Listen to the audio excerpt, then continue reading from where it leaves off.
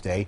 More than 2 million children are affected by autism in the U.S. And joining us live this afternoon is registered dietitian Lori Meyer. So first, let's talk about the causes of autism.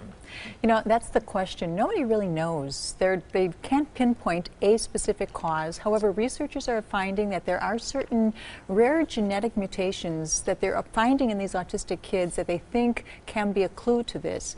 Whether or not the gene itself is the cause or if an environmental stressor that turns on this gene is the cause, but they are looking at that. And in fact, they're finding some environmental stressors more predominant than others in these autistic kids. One of the most is the advanced age of parents. So the longer parents wait to have children, it seems that it could be increasing the risk if they already have this gene, for the mutated gene. The other thing they're finding is that mothers who are deficient in folate or who have the folate deficiency or the mutation in folic acid, also mothers who have any illness during pregnancy, other compromised immune systems, or a difficult birth could also be factors in this. But, you know, we're still looking at what's really causing. All right, let's talk about the things that a kid with autism would probably want to eat and what they should be eating to help make things a little bit better for them. You know, and this is a huge problem. There's no one real diet for autism, but what I find, because I used to work in an autism clinic, the kids with autism, they usually pick like 5 or 7 foods, and they will only eat those foods. They don't want to eat other foods, and that's what's this tray. You know, the refined carbohydrate foods.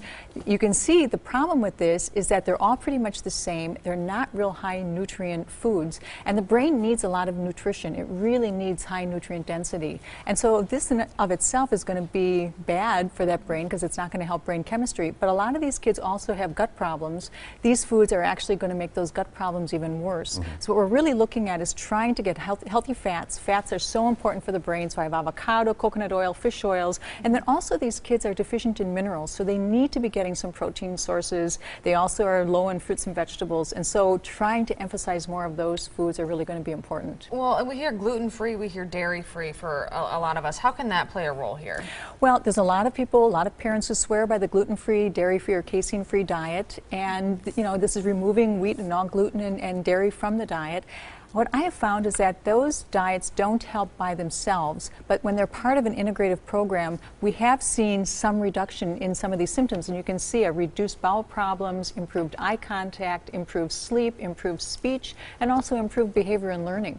But what we are finding is that you have to already have some of these other pieces in play. You have to be working on gut health, you have to be working on the immune system, they have to be doing behavioral and sensory programs, and then the gluten-free, casein-free diet actually seems to be beneficial when all those other pieces are in play. Yet another good reason to eat from that side of the table instead of this one. Lori, thanks. Right. Well, if you have a question for our experts, you can email them at asktheexpert@todaystmj4.com. You can also leave a voicemail, that number on your screen. Still to come, a volcano.